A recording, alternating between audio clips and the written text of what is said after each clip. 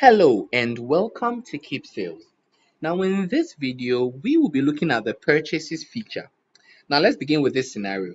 As the owner or manager of a shop, you receive an invoice for goods you have acquired for your shop.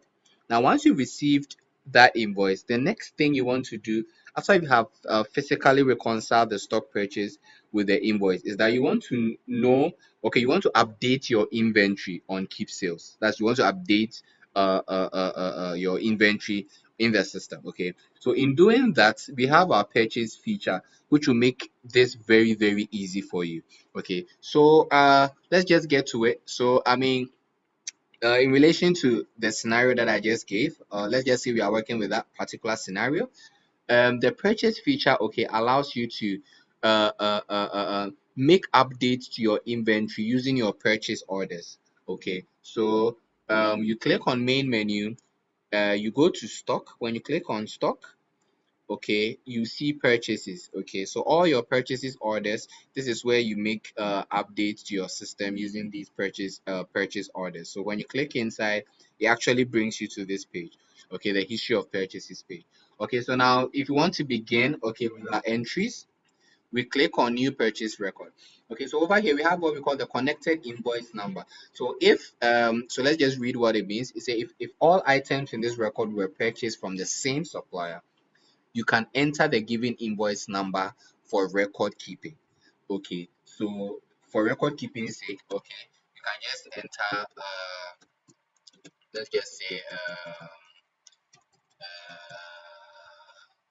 456. Okay, so let's just say this is the invoice number.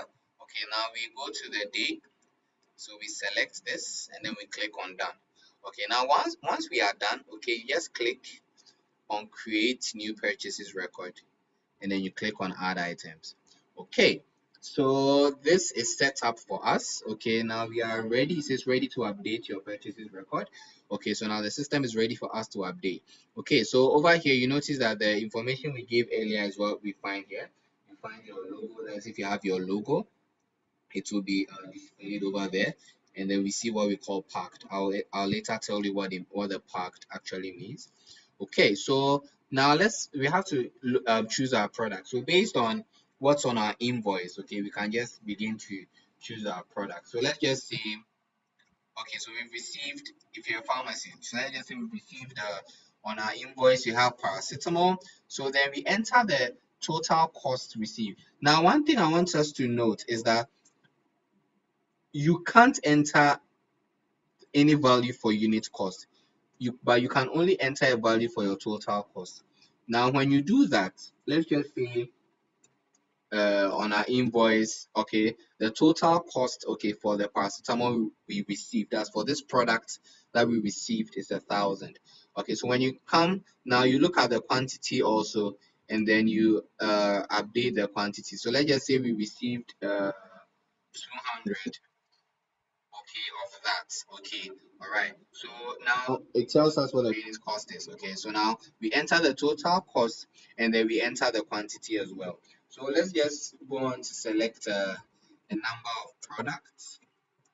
Okay, so we have this as well. Let's just say the total cost is 700 and then the quantity we received is 10. Okay, so let's just go to uh, do I have any product in mind? Okay, so let's just say this, and then our total cost is um 900, and then the quantity we received is 60. Okay, so you can select as many as you want. Okay, now when you are done, one thing we need to notice is that the total cost for each individual product is summed up over here for you. So over here you see the overall total cost, okay, of all the items, okay. And then over here we have the purchases note. So if there are any relevant there's any relevant information regarding this particular update or record that you are doing, you can actually input it over there. Okay, so once you are done with that, now we have these two. You can either click to save and continue later, or you can click to save and add quantities to the inventory. Okay, so the difference between the two is when you click to save and continue later, whatever you did doesn't get updated in your inventory, meaning it doesn't update your stock. Okay, it just goes to save for you so that if you want to come back later to continue, you can actually do that. But the moment you click on save and add quantities to the inventory, now everything it automatically updates your stock. Okay, it automatically updates your stock. Okay, so let's just see what the two does. Okay, so once we are done, okay, we just clicked on save then continue later. When we actually go back to all our purchases, okay, so realize that for what we were working on, the status here is parked. Okay, now parked means that we are still, it's still being worked on. Okay, when we have actually clicked to add to our inventory, we will actually see this particular status here. So let's just click. Okay, when you click in actions, you can actually go and view the item. So you can actually delete it if you realize there are errors, or if you have to continue, you actually go and continue. So let's just select one more item. Okay, I see Cerelac over here. So let's just click and let's just say the total Cerelac that we received is 700 CDs, and then the quantity involved is 50. Or let me just say 25. Okay, so once we are done, okay, let's just click on save and add quantity. So it says superb. Okay, it's been added to our stock on hand. Now, once you are done, you notice that an extra button will appear, which is the generate PDF. It wasn't there before, okay, but once you click to save and then to save and then add inventory on hand. Now, this is what appears, generate PDF. Okay, so you click on that.